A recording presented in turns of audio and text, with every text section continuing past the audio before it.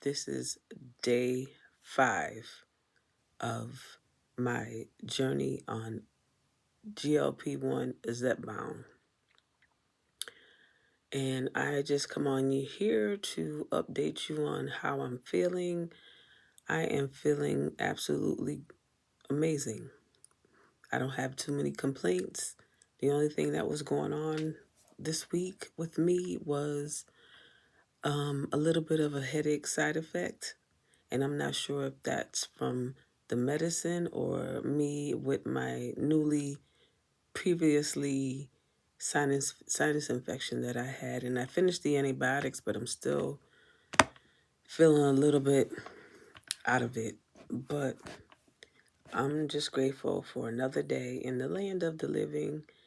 And I just wanted to come on here and let you know that God has your back and that He will see you through anything that's possible that you want to do. He's right by your side. If you don't have a cheerleading squad in the back, He's your cheerleading squad in the back. So just know that you're always supported, whether it's with friends, family, or God. God is always there. But on today went very good. Woke up in the morning, stayed focused on track, had a little snack. Then I went and I did a workout for 45 minutes. Did some strength training today, trying to get my upper body and my legs a little stronger. You know, it takes a while to get, the strength back into muscles that have been lackadaisy or not been used for so many years. It's not a 1, 2, 3 that you're going to get all your muscles back unless you're doing extreme weights and really strenuous exercises. And I'm not there yet, so I'm doing what I know I can do, and that's it. I'm not trying to be She-Woman or uh, the Fantastic Four or or Captain America. I'm just trying to be Shay and do my best and know what I can do. And I do have a video um, on my page that I posted today from my workout, and those will be included. The days that I work out, I will post it right along my daily video.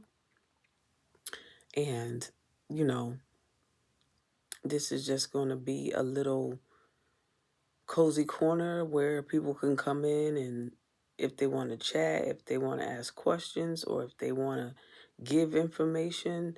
I'm new to this GLP-1 Zepbound, so this is my first week in. So if anyone out there has any information that they think I could use or it can help me in my journey, please feel free to DM me and leave me a message. I would greatly appreciate it.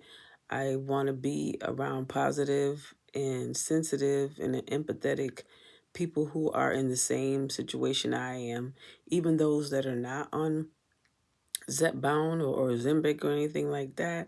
Just someone who is dealing with weight loss, and been a struggle. I know it's been a struggle for me for many years, but I just want to be supportive to others as well. So that's why I named my channel The Real Weight Loss, because I want to be raw. I don't want to be soft about weight loss because it's a difficult thing to talk about, and a lot of people are very sensitive about it. But you also have to get into reality that, you know, if you want to lose the weight, you're going to have to hear some things that you don't want to hear. And one of those are going to be, you know, people who love you are going to tell you, you need to stop eating this. You need to stop eating that. You need to start eating this. You need to start eating fruits, more vegetables. Stay away from the sugary foods, things like that. Um, Drink more water. Stay consistent with drinking more water. Stay hydrated. Get your electric lights in. All of those different things. Sometimes it's hard to have a tough skin when you're on this weight loss journey and you have people saying, well, you should, oh, go over here and do this. And then you have somebody else giving you a suggestion. And then sometimes you might not want to have a suggestion put on you. But just know that it's all out of love, for the most part. But I also want to come on here and talk about um, the cravings you have when you're starting out um, on this weight loss journey. And, as I talked about in my other video about the food talk, like the food talking to you when you know darn well you shouldn't be eating that food, but you just have this thing in your ear saying, just eat me, just eat me. It tastes so good. It's delicious. Eat that and eat me instead of something healthy. And that struggle is real, especially when you're going through a lot. Um, those cravings and those snacks that are bad for you are your comfort food. And I referenced that in one of my other videos about comfort foods are the worst because you just continuously eat them because they make you feel good at that time.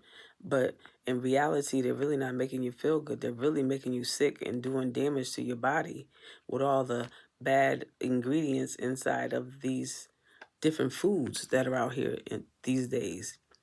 So, craving for a snack and then trying to find a new, healthier snack to replace the old bad snack.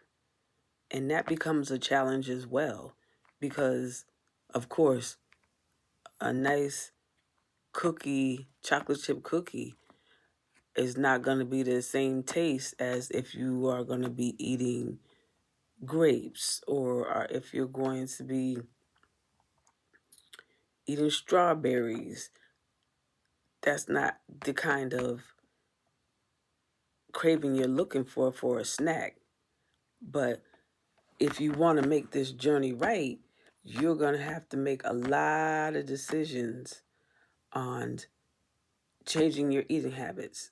And that's one thing that I've grown to learn how to change my eating habits. I'm getting there. It's going to take a little bit of time, but I've changed my eating habits a lot, from sugar cereals to just all the bad stuff that I was eating. Now I'm making healthier choices and cooking food more, not having so much processed food every night. I've learned to, now I'm on this path of getting all my protein in every day. So, I went out and went to the grocery store and stacked up on some meats and stuff to make different dinners. And that just made me feel good on this week. It gives you the encouragement to know that you want to change and that you're doing this to better yourself and for you to be a healthier person so that you can live longer and not be in that stereotypical world in in the African American world where not everybody's a diabetic, not everybody has high blood pressure, high cholesterol, uh, heart problems, all of those things. And I can say I